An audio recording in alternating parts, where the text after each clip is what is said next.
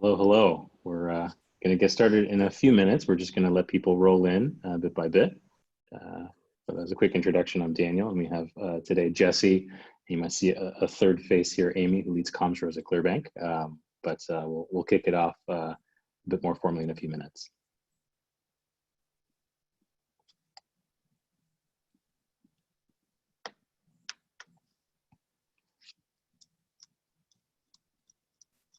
Yeah, Amy and I were just chatting about how the days seem to go super fast towards the end of the week. So I hope you guys are having a good Thursday so far, wherever you're all dialing in the world. I'm really excited about the group we've brought together today. I know I have some friends joining in, some clients and partners of ours on the Clearbanc side. I know, Jesse, a bunch of your supporters have kind of joined in as well. So I think it should be a good discussion today. If we're talking Daniel, it's always good. I feel like we do these at least once a year, if not more often. So. Yeah. Sometimes it's COVID and we're all in our homes and apartments. Sometimes it's at a restaurant. But it always happens somewhere. Maybe the next version of this, we'll do a cribs version.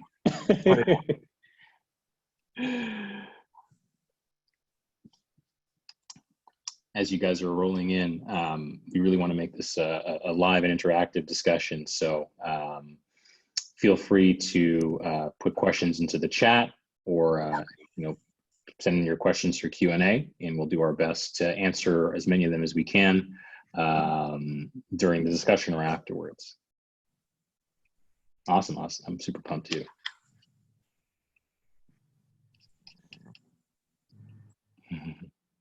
Hey, Bilal, how you doing?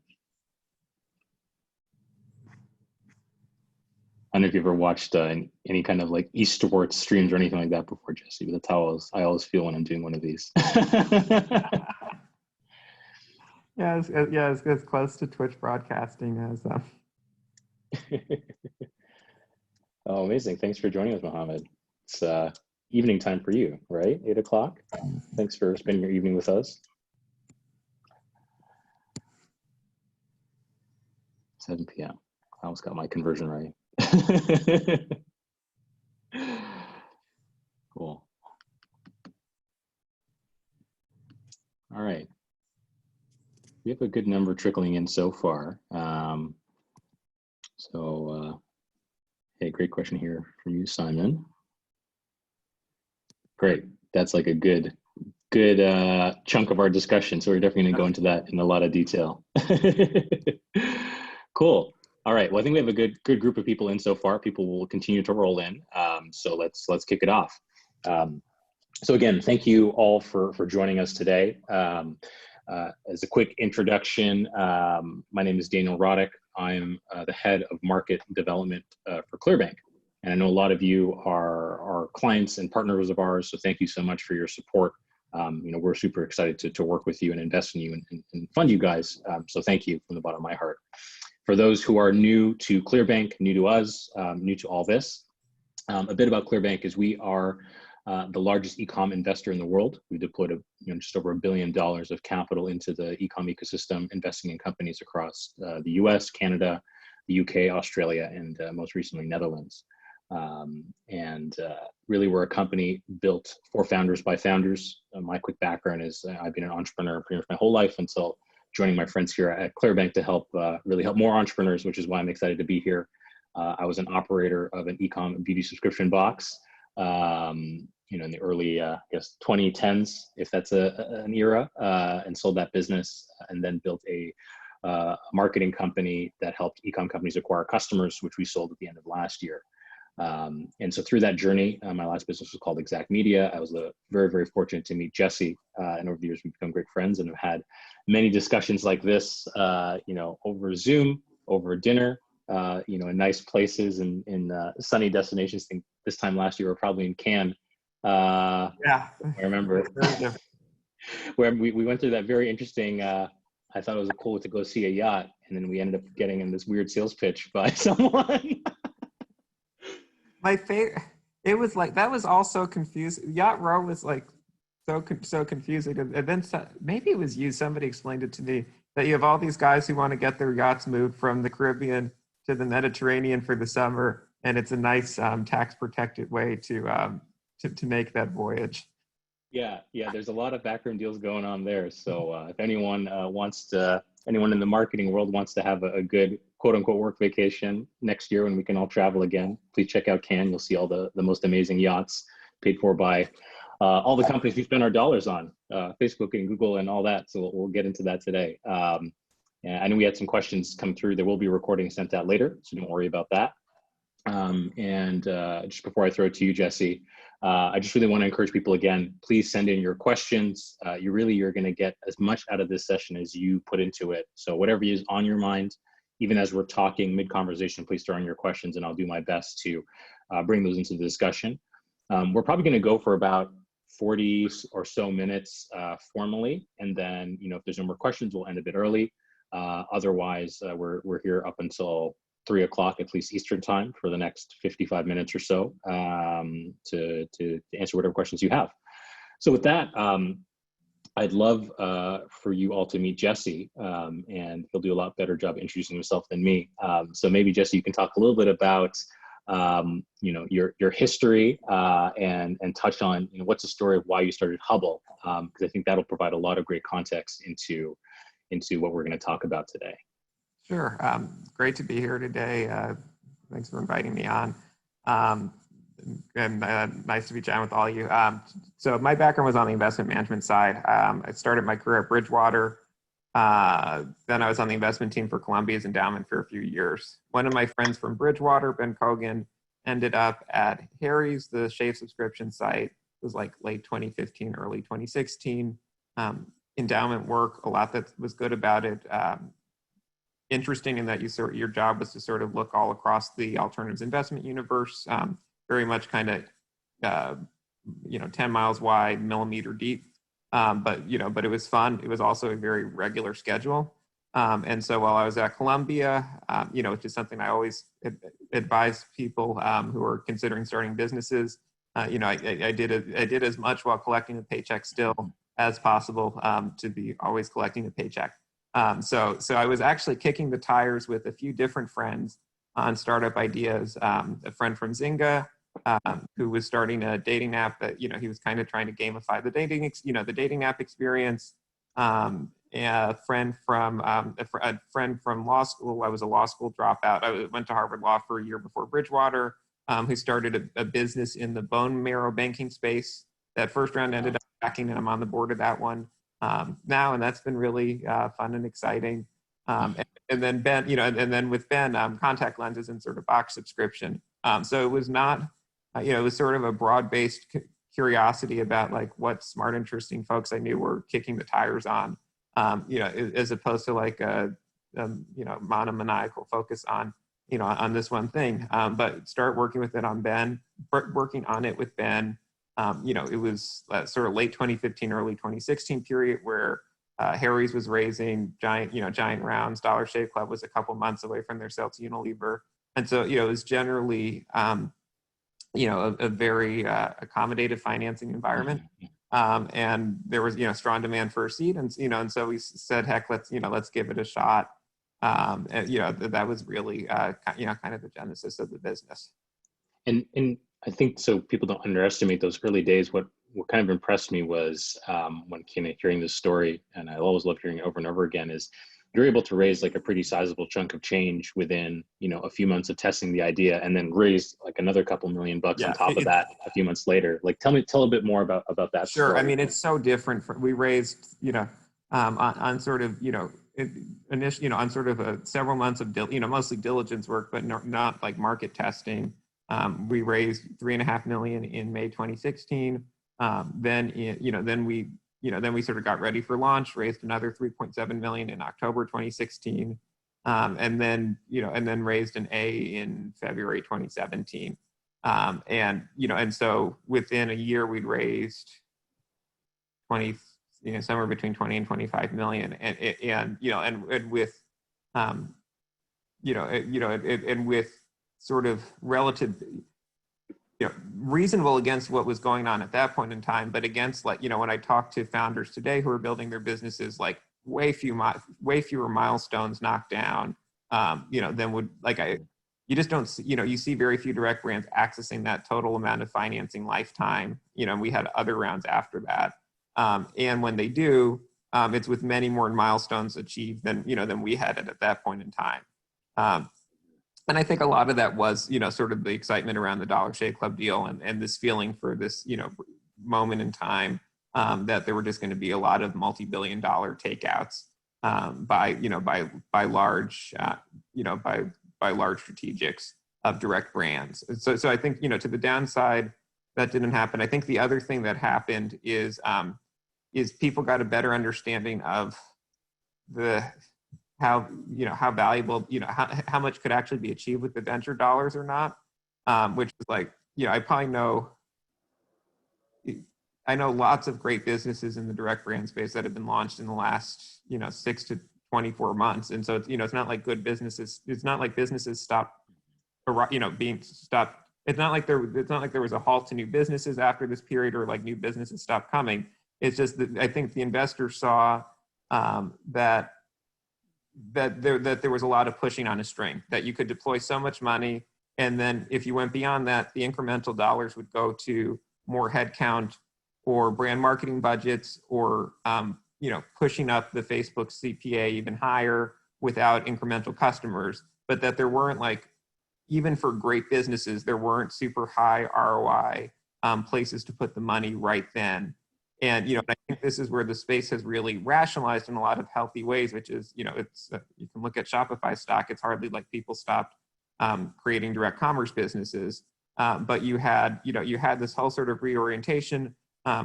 Who was financing it? I think that, the arrival of Clearbanc has been very positive for the space. And, again, it's a very different financing model, which is you got to be launched. You have to have metrics on your marketing spend.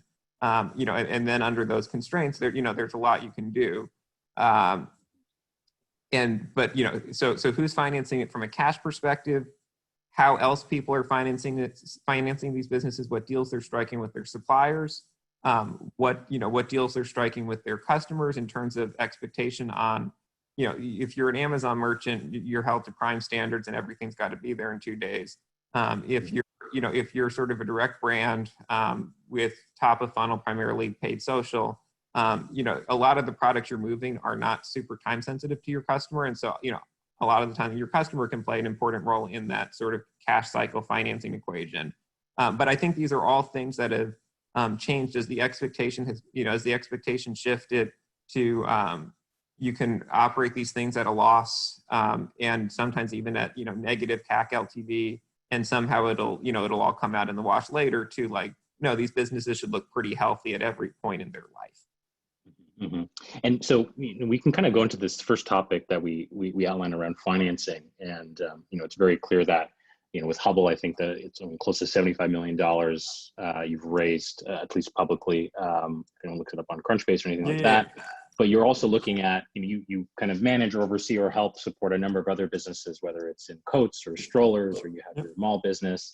And so if you compare some of the more recent businesses you've launched, really, let's get tactical. Let's talk a little bit more about suppliers, because that always fascinated me, of how you leverage them as you said in the last discussion we had, as almost like co-founders in your business. So if you're launching a company, like how should I think about suppliers as a source of financing or competitive? I think this is one of the big trade-offs to make. So A, it's a question of, like, what deals are available to you, and what your potential supply partners are interested in. But B, it's a question of, it's a trade-off of supplier flexibility versus terms, which is like, there's a strong instinct, and I get it, to have as much supplier flexibility as possible, which means as light touch a relationship with your supplier as possible. With in the theory that you could bid out the contract at a moment's notice.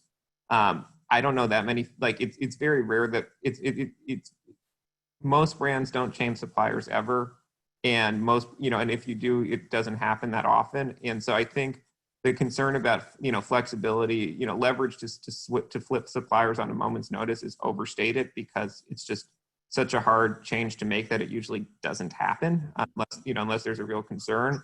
And I think on the flip side, sort of keeping that supplier at that arm's length relationship, which might be all the suppliers interested in which case, that is what it is. closes off a lot of strategic opportunities for the brand. Especially in this, especially in this post-COVID environment or COVID, ongoing COVID environment, where you think about these suppliers, and generally talking here about either manufacturers or importers with in-house product development capabilities that are sort of straddling that manufacturer distributor line. If you think about these guys, they've lost a ton of distribution, because of what's going on in retail. They need more channels. A lot of them already have healthy Amazon businesses, and so they're very familiar with e-commerce as a distribution channel and know, what that, how that can drive growth for their businesses. And a lot of them are lacking, Facebook / Instagram / Shopify as a distribution channel. And so if you can approach them and say, let's spin up a brand together, instead of getting margin dollars, you'll get equity. Nobody's going to give you the shipments for free. It's just you'll get them at cost, maybe, or lower, or less margin to the supplier. You're going to give up some. You're going to give up some or all of your margin. You're going to put some working capital in here, and you're going to open up access to some of your product development capabilities. Because even if I, as the direct, even if I, as the direct brand, want to be driving the conversation on design, that doesn't mean I necessarily have the technical capabilities to translate, my design plans and my product plans into finished product. If you can get your supplier staked in that way, it could cost a big chunk of the business, but you suddenly have, meaningfully more working capital, meaningfully more margin dollars to bid in the Facebook, Instagram auction. Your economics are just sounder. It's sort of like what Harry's tried to do by buying the factory, except that was, a little bit the tail wagging the dog, because it's a small brand buying a manufacturer who already had a large European private label razor business. This is sort of the right-sized way to do it. You shouldn't own your supplier. Your supplier should own a chunk of you, and you then serve as another distribution channel for them. Mm-hmm.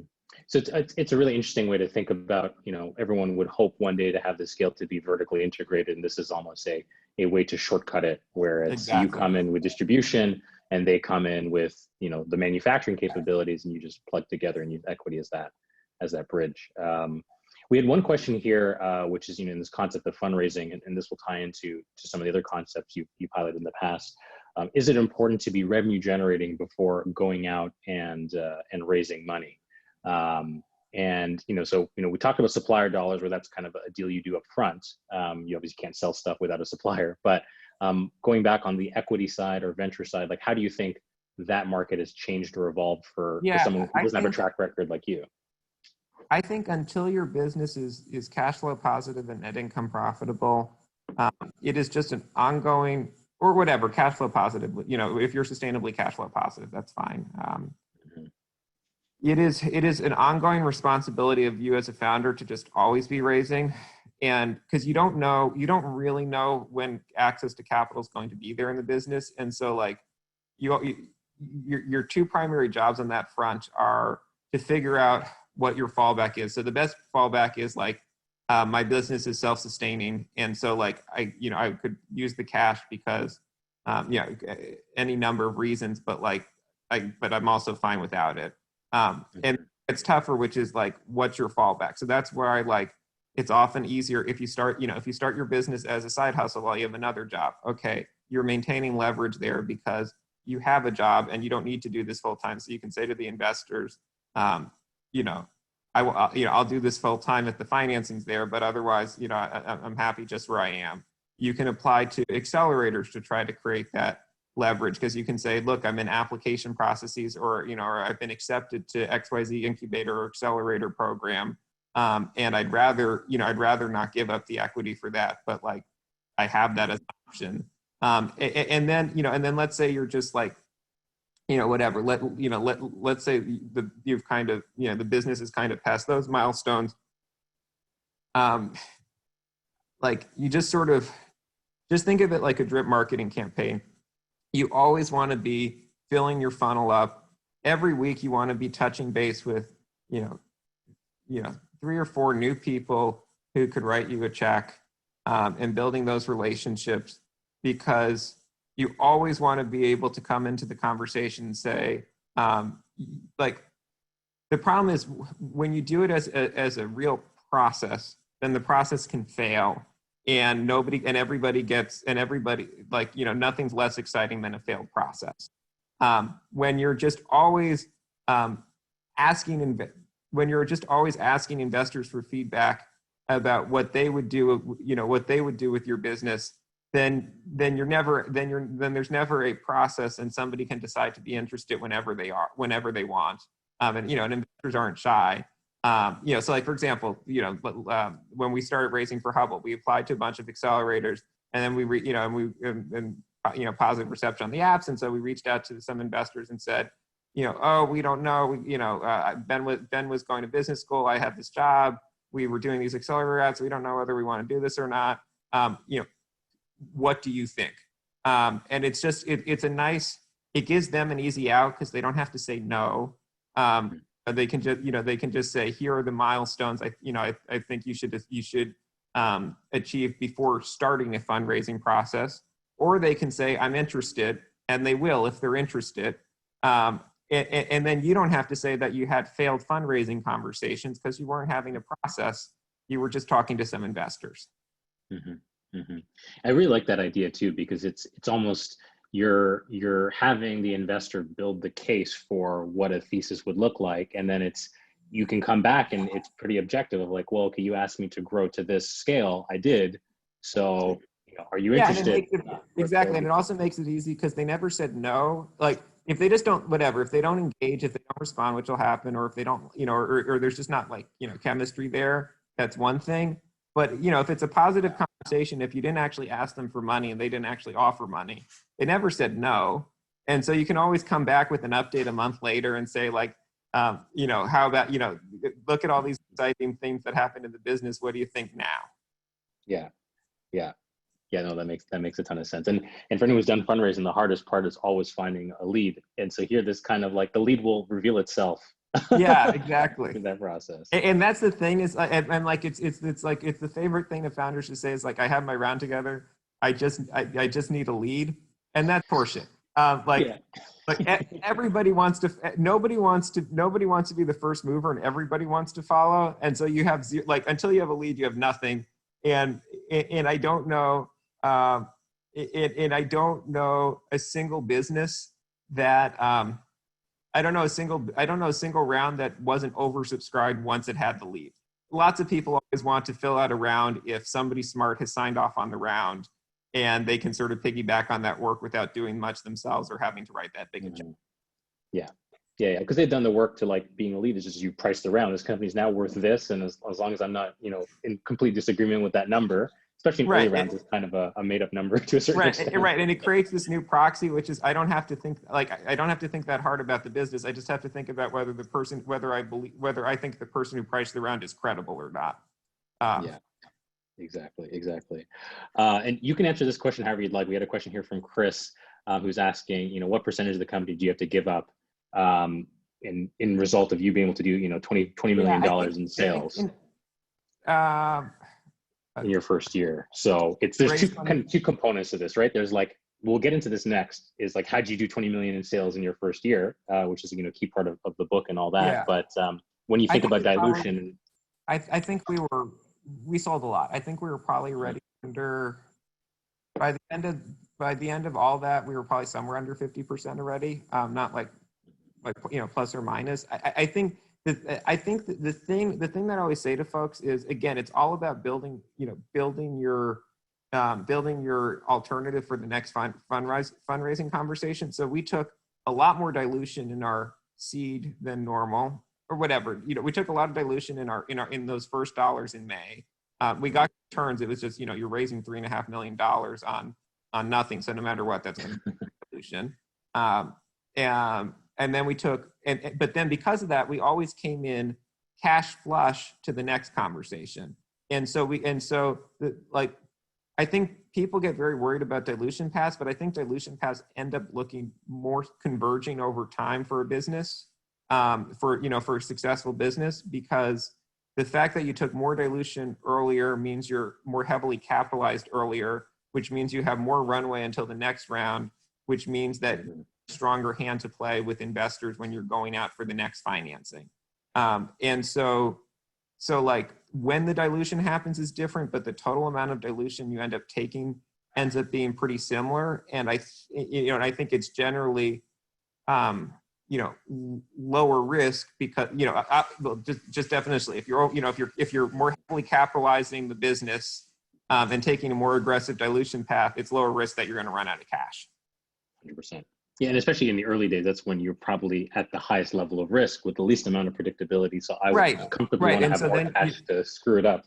Right, and then you can drive, and then let's say, let's say you sold, 10 points more of the company in the first financing than you wanted to. You can play catch up a lot with that in the next couple of financings, because you can say, look, I have 12 months runway or 18 months runway as it is off, because I raised more than I was looking to the first time. So if the terms, if the terms aren't don't make sense for the business has runway. Yeah, no, that makes sense.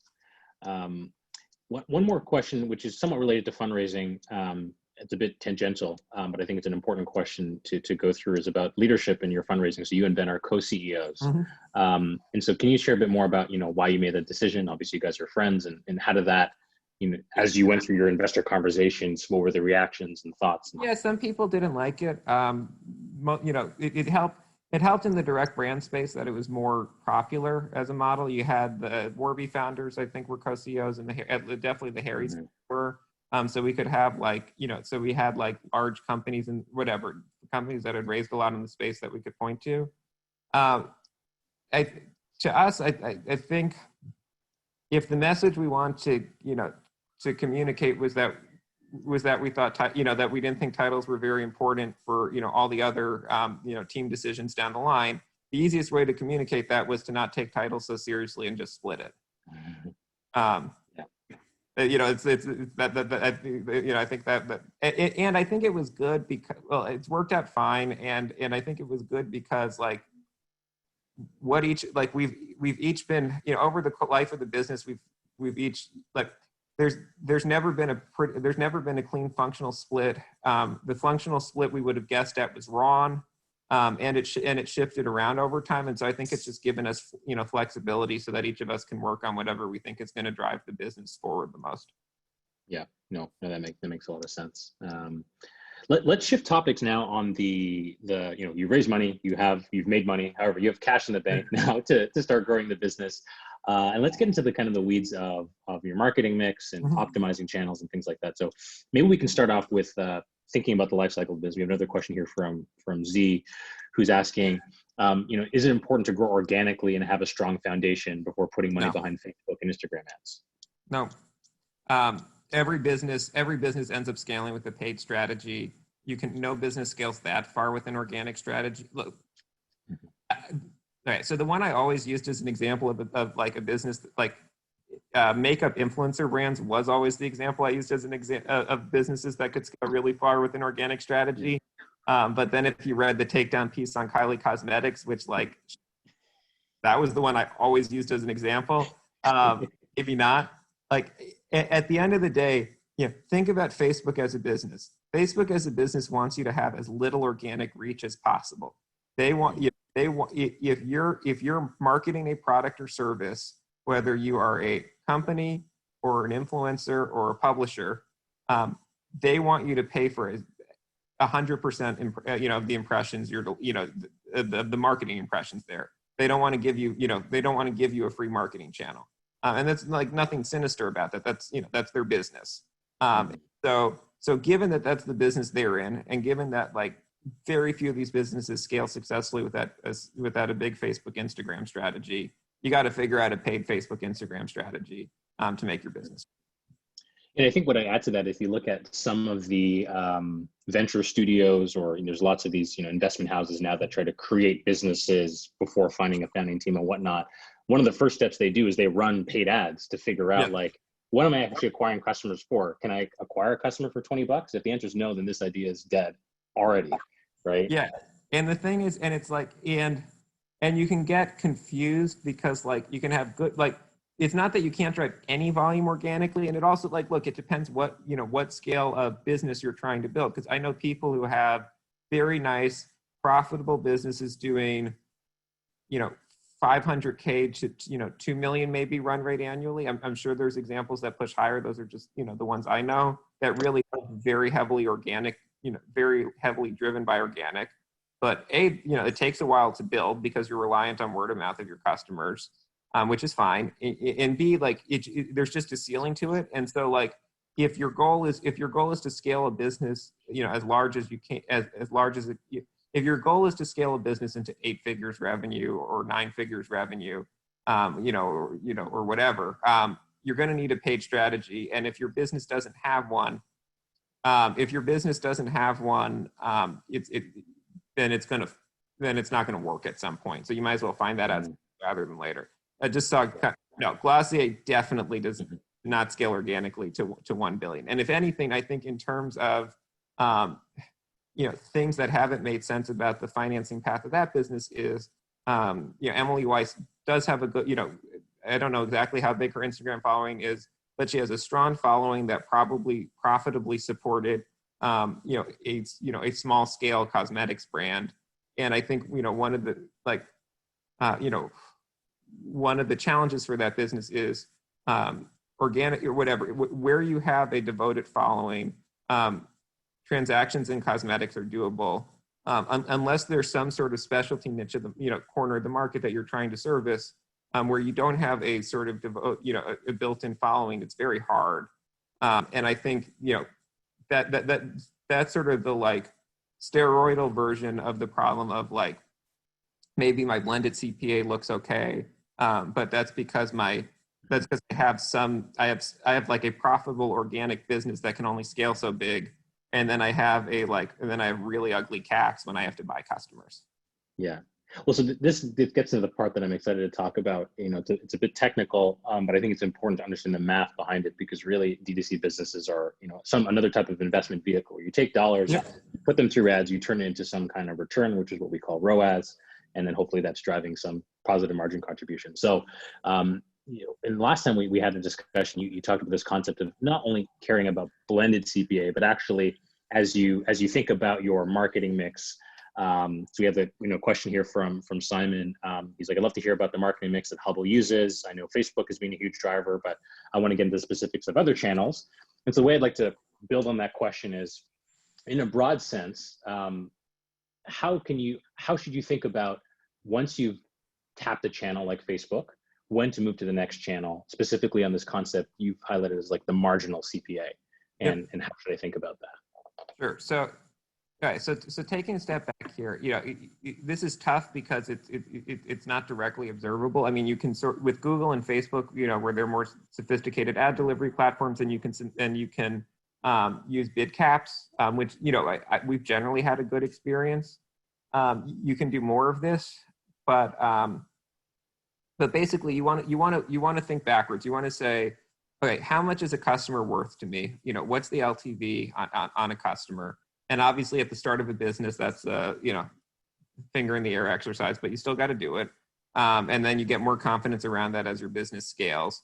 And you start from there, and you lay out all the cash flows. So, you know, whether it's a subscription business and you're looking at retention and churn and, you know, and pauses and skips and all the rest, or it's a manual business and you're just looking at repurchase rate, you say, on an average for an average customer, this is the cash flow cycle that I expect over the life, of that customer. I think month 1, they're going to throw off, you know, 50 margin dollars.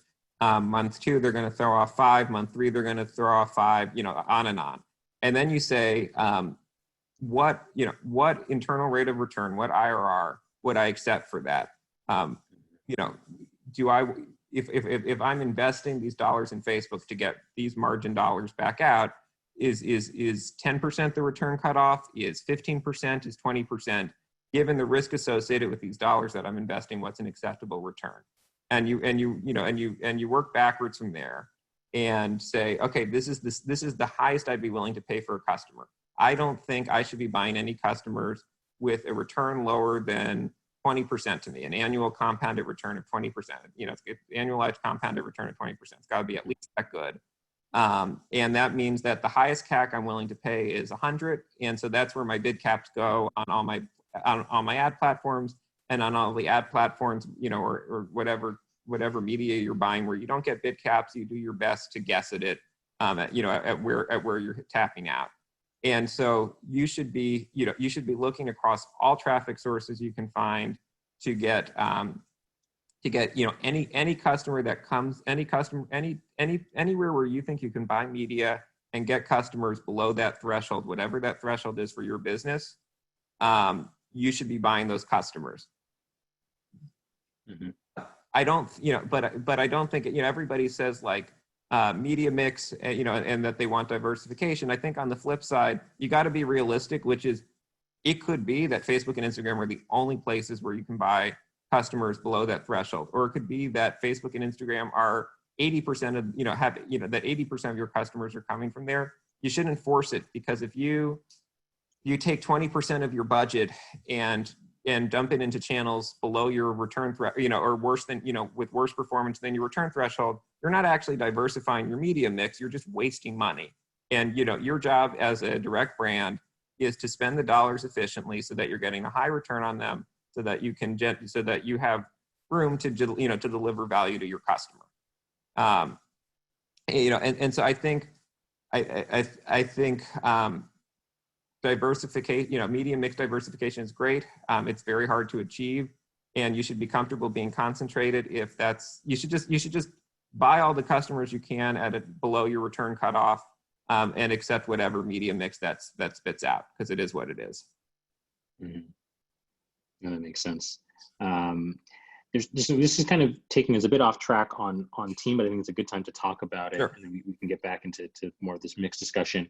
We have a few different questions here about outsourcing ads. We have that in the chat, as well as when you recommend hiring in-house versus an agency. And so this is a topic I wanted to cover in this overall umbrella of like keeping your team lean, and understanding as you're testing new channels, how to put that in lockstep with like actually bringing in talent, so you're not hiring people for channels that won't work, and then ultimately having to let someone go for no fault of their own.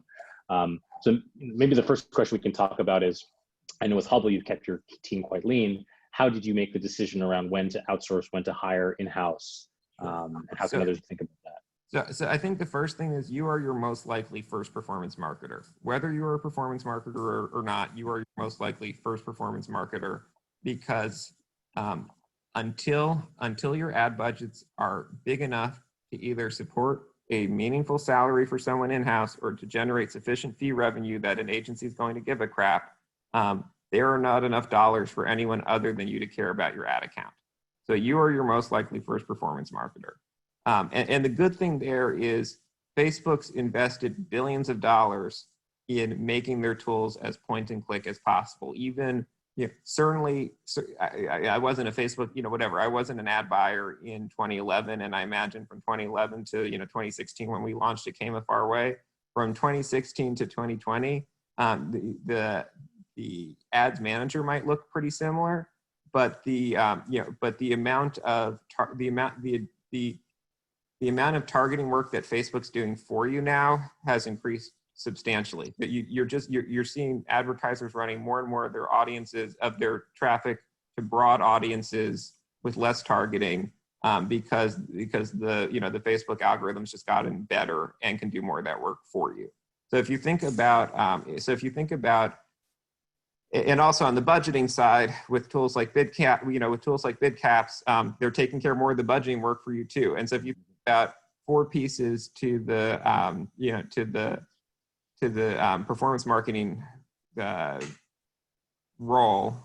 So there's this thing that we just talked, talking about, that sort of sits outside of it, which is determining what CPA targets are acceptable for your business. And whatever, you can call that a performance marketing function, you can call it a finance function, it doesn't matter. That generally sits in-house. That's you deciding how much you're willing to pay for something. And so it's hard to externalize that.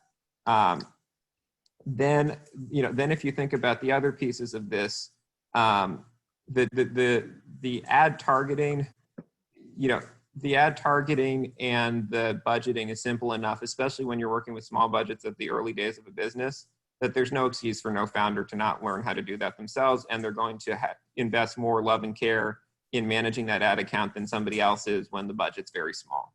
And like when I test new things, whether, like Dan Rosen, our head of creative on Hubble, and I have been, doing some work with, Andrew Yang's team the last couple months around fundraising during COVID. I just start, when we're spending like $25 a day for that, I was just doing the budgeting and the targeting because like I was the one curious about it, and so like nobody else is going to give a shit. That's just, it's true whether e-commerce, that's just always true. And so then you either need, you can either find freelancers to help you spin up your creative, or like, whatever, use Photoshop or a free tool like that yourself. But then as the business scales, your budgets get big enough that agencies will start to get interested, and not just interested in taking the account. They'll always take the account if you pay a flat fee, interested in doing a good job on the account because it's a meaningful account for them. And if you think about creative targeting and budgeting, the other piece there is funnels and landing pages. And that's a lot of the work that's moved increasingly to agencies, both because, because they can build templates and tools there that they're sharing across multiple clients, and because they have visibility across multiple clients to know what conversion funnels are going to work best. And so like we are very heavily, we went from sort of doing it ourselves to very outsourced on the marketing side. But I think the leverage we've got in there is a lot of it's on sort of the conversion funnel and landing page side and continued iteration there, versus sort of the ad buyers having like, not that they do, they do a good job here, just there's zero leverage to pull, sort of brilliant targeting or budgeting insights. Yeah, no, that makes sense. And if you guys have more questions on that, I mean, this is like a whole other, we could do an hour on that topic alone. So please, have follow-up questions that come through there. Going back into kind of planning out your CPAs and budgeting, one thing that maybe it's not unique just to Hubble, but I would say I hear you talk about it more than anyone else, is how much you actually leverage your post-checkout surveys as part of your planning and buying. And just my experience as a customer, I don't really see that, that often. So it tells me that not as many people are using it as they should. And so I'm going to load this here as a quick screen share so you guys can see it.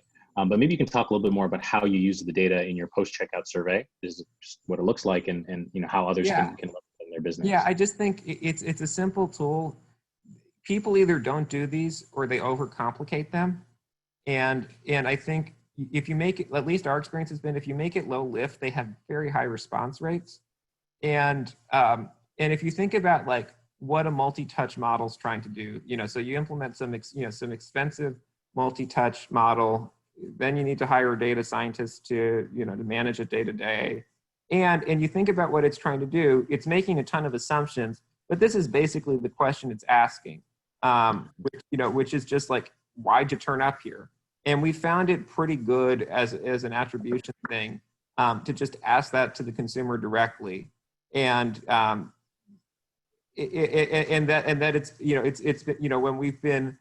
when we test new channels and we're skeptical about the attribution, the attribution that they're claiming, that like this has been a good source of truth, and that things don't spike in this model, or things don't spike in the survey. We've had cases of things spiking in this, spiking in somebody, in a company's attribution model, but not in the survey, and the survey is pretty reliable. Mm-hmm. Yeah, no, that makes sense. And then the other thing you can do in combination is you have a survey like this, and this is another simple attribution strategy that I think is underutilized. Is then you do time tests, and you say, I'm going to run a ton of Pinterest for the next month, and then I'm going to turn Pinterest off entirely. How much does Pinterest change as a response rate during from the one period to the next?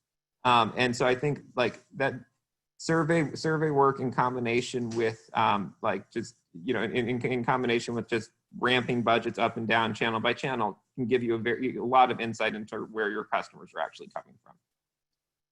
Yeah, you guys have more questions on that? Please throw it into the chat.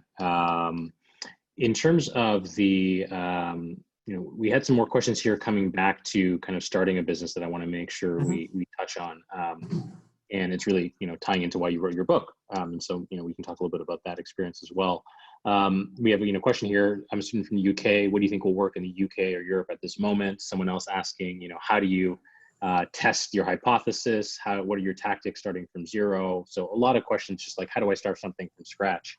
And how do I know what's working and not working? So we used to do and I've been involved in a lot of direct to consumer businesses at this point. We used, sorry, my dog's just coming over. We do a lot of, we used to do a lot of lead ad tests and different things like that. The problem that we found is they'll tell you whether a consumer likes a category or not, but whatever, toothpaste, everybody, if I throw up a lead ad form for toothpaste, I can get cheap leads, but I already know every toothpaste. And it's really, at the end of the day, it's the combination of at what price. And you really do need transaction data. And so now when I'm getting involved with things, I really do focus very heavily on the underlying economics. Are there enough at a price that is below market? We'll come back to what market pricing, what benchmark at a price that is below market. Can I sell this thing with enough margin dollars in it that I can afford shipping and I can afford the Facebook CAC? That's really and that's really the thing that most determines whether I get excited about a business or not. And I think if coming back to what's market is because obviously you can define and you can slice and dice any which way and you can trick yourself fool yourself easily. I think if you look at what works on paid social, a lot of it is, and even you guys at Clearbanc, have more visibility on this than I do, but a lot of it to me comes down to somewhat of a value orientation on a premium subcategory. So you think about a brand like Away. Away's not going head to head with. There's obviously cheaper things for bags, but they're not going head to head with that. They're going after the Samsonite to me, premium end of the market and trying to have a sort of more millennial forward, but also more affordable option there. And you have to size your market accordingly. Then you have to, if you're saying that you're doing a more affordable version of the premium product, then your market size is. Maybe you can grow the market somewhat, but your market isn't luggage then, your market is premium luggage, and you're having a conversation about whether you can expand the premium luggage market by dropping price. But what you can't do, which is where a lot of teams trick themselves, is say that my competition is this premium subcategory, but my addressable market is the category. And so I think that's the question is, can I find a segment of the market where I can come in cheaper while still having enough margin to bid on Facebook, pay for shipping, and the way I'm slicing and dicing the market is that subcategory big enough to be interesting to have a business in? Yeah, so is the TAM substantial enough that you can scale the business? And the real TAM, not the not the. I'm involved in a stroller business. We're doing the Mockingbird. Eric over there is doing it's a lot of the features of premium strollers. With a lot of the same customer brand experience, but at a more affordable price. But then if you're looking at the market size, you have to look at how many millions of dollars of premium strollers are moving every year. You can't toss in. Not that there's anything wrong with it as a product, it's just a different market then. The $30, the $30 lightweight stroller then, because maybe you'll get some of those people to push up, up market, but generally that's a hard pitch. Yeah. So to kind of close off we had a specific question from Bilal asking, what are the baseline metrics you compared the results with? It didn't sound like it was one idea or the other. It's looking at that product and that category. What's the total delivery cost to get this product into someone's hand? And then am I making a good return on that investment for that? And then is there enough, shot at that investment that I'm going to sell more than one of these, more than 10 of these, 1,000 of these, a million of these. And the more that volume goes up, the better. Exactly. And one of the things that I've seen people, fool themselves with is they'll set an above market price for something. And then they'll say, oh, but I have so many margin dollars then that I can make the CAC work. So sorry, now the dog's really, if I can sell this product for, whatever, if I can sell a toothbrush for $500, then I'll have $490 of margin to play with. And so my CAC can be $300. And the problem is, like, don't underestimate consumers. Consumers are very smart. They're very rational. They know what things should cost roughly. And so, like, if you can make the math work, if you can make the unit economics work and the pricing work at a place that's a good deal to the consumer, you can tap into very deep demand. But once you go above that, the demand curves have cliffs in them. It's not like it slopes gently away from you. It's like you're a good deal and you can move lots of product, and then you're an okay deal and you can move a little bit of product, and then you're a bad deal and you can't move any product at all, no matter how much you spend. Yeah, people they don't like getting ripped off. Yeah. I mean, building on this concept of metrics, given you're running a subscription business, we had a question here from Matt asking, would love to hear what good versus bad metrics are for subscription e-com business, churn in 1 month versus later growth. This is why the IRR, it's really just the IRR model, because this is the thing, and investors love this. They love sort of bucketing it differently, which is like, oh, this business is good because it has this gross margin profile, or this business is good because it has this churn profile. And you can't look at any of these things in isolation. You have to always start with how many dollars are going out day zero, both media spend, agency fees, and whatever loss you're taking on the first order if you're doing a promo. And what are the dollars coming back? And is that at an acceptable return? And for most new businesses, acceptable return is going to mean a 25 or 30% IRR. And where these things can lead you astray is sometimes it can be better to take pricing up and take a hit on retention, or make an offer more generous and take a hit on retention, because your margin will be higher or your CAC will be lower. And so the problem is, once you start setting rules for, I want my retention to be, and I want my margin to be this, and I want, and I want my payback to be that, you're taking away a lot of levers.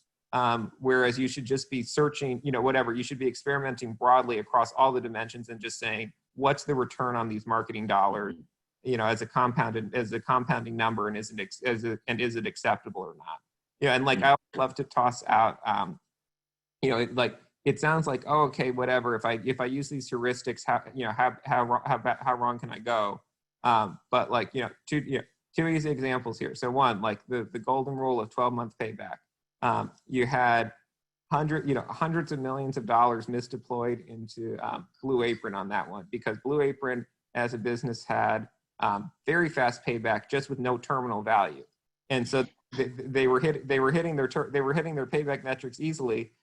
For a long time, there wasn't any value left on those customers afterwards, and so there was no there was no margin dollar based compound growing into the business.